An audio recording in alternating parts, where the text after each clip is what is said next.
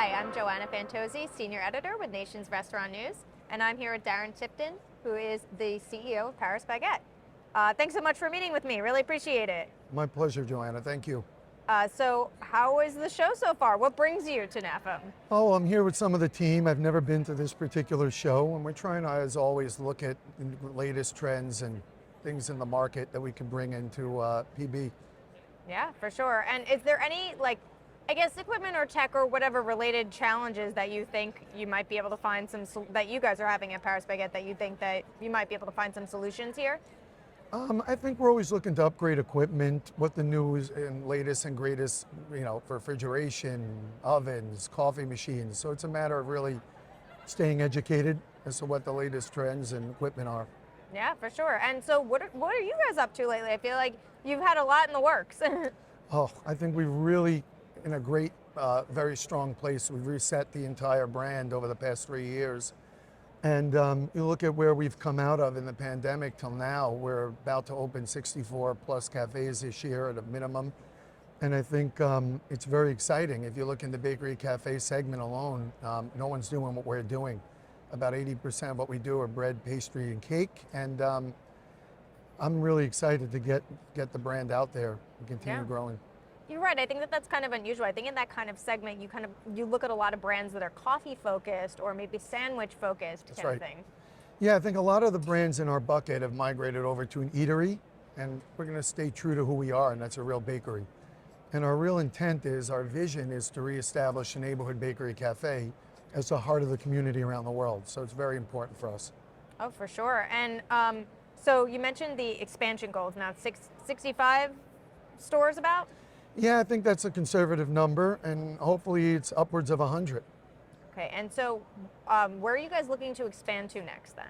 It's a great question. So we are heavily concentrated on both the East and the West Coast, but now we're starting to penetrate all of Middle America.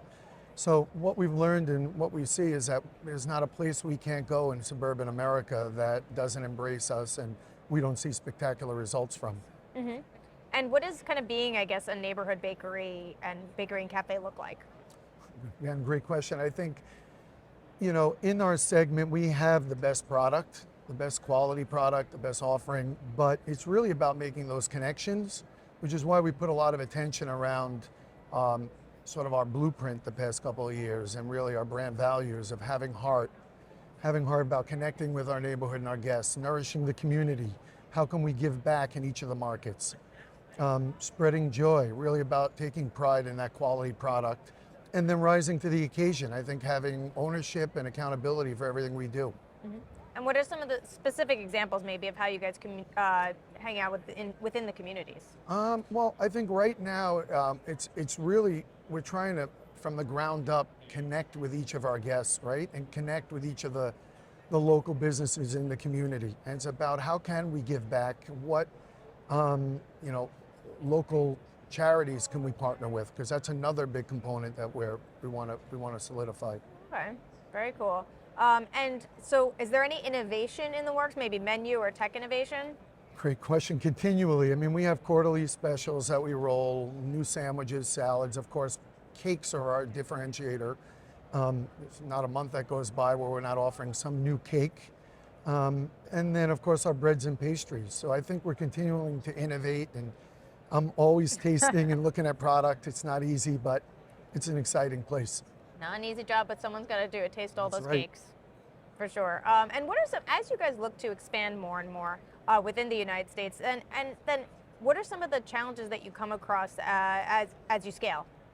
Well, I think the challenges really are people. I think it comes down to people because, we're at a time where the labor force is scarce. It's very challenged.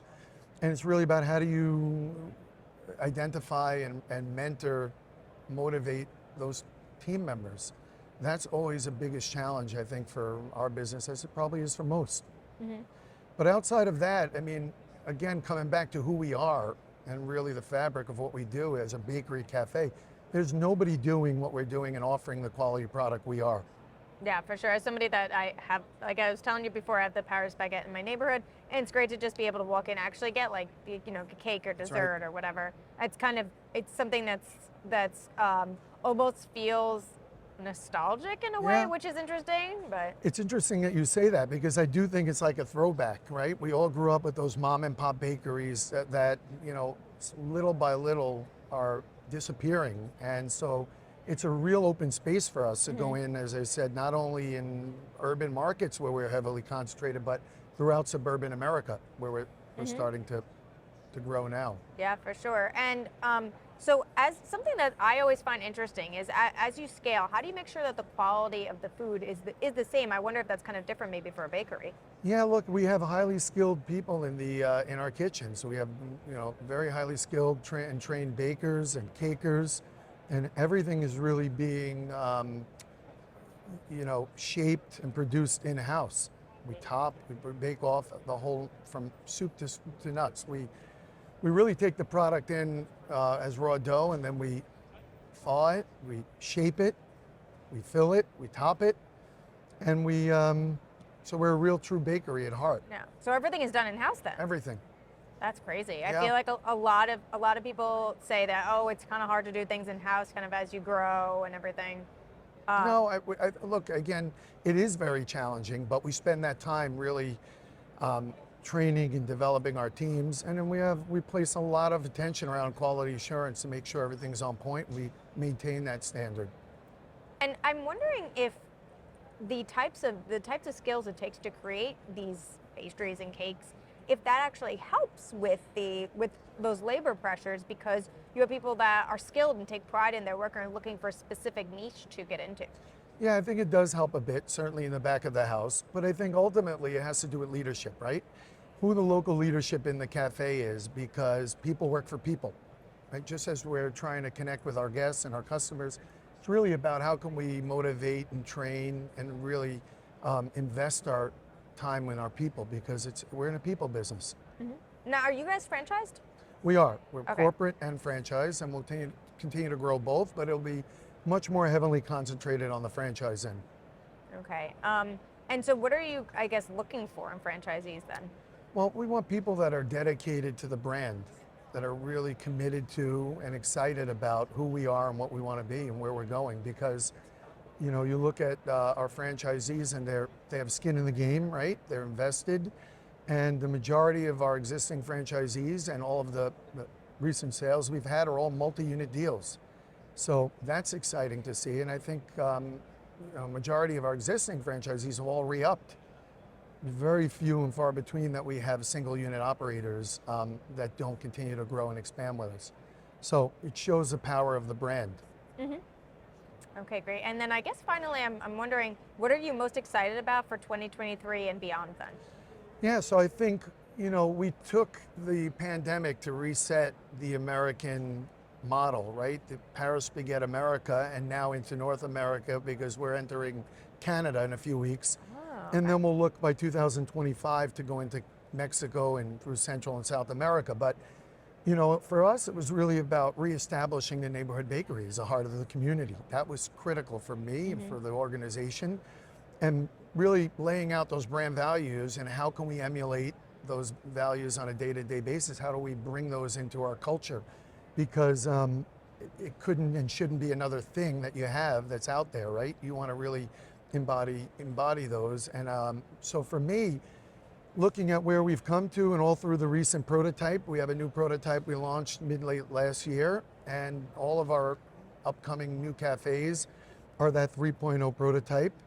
And I think it really reflects and represents who we are in the industry. And looking at our average unit volumes, looking at our guest feedback and customer counts, it's a really strong showing. And so the results are incredibly strong. And I think it's exciting, not only where we're at now, but where we're going, right? I mean, I said 70 this year, including Canada, and that's a conservative wow. number, but probably 2024 and beyond, it'll be over 100 every year. That's amazing. And what do those new store prototypes look like? Well, I think they really take a lot of the elements of France and that typical French boulangerie.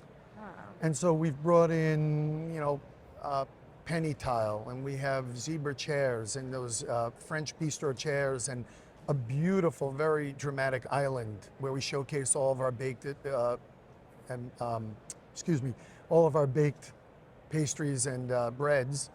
And then we have our cakes as a prominent showpiece as well. A lot of them have cake rooms where we show the cake making element up front when you enter the cafe. And then we have the open kitchen concept where you can see the bake. So I think it's really a throwback again to those mom and pop bakeries that we all identified with, and that resonated with all of us. Oh, that's so fun. Okay, awesome. I think then that's all the questions I have. Thank you so much, Joanne. Darren, for meeting with me. Really appreciate it. Thank you.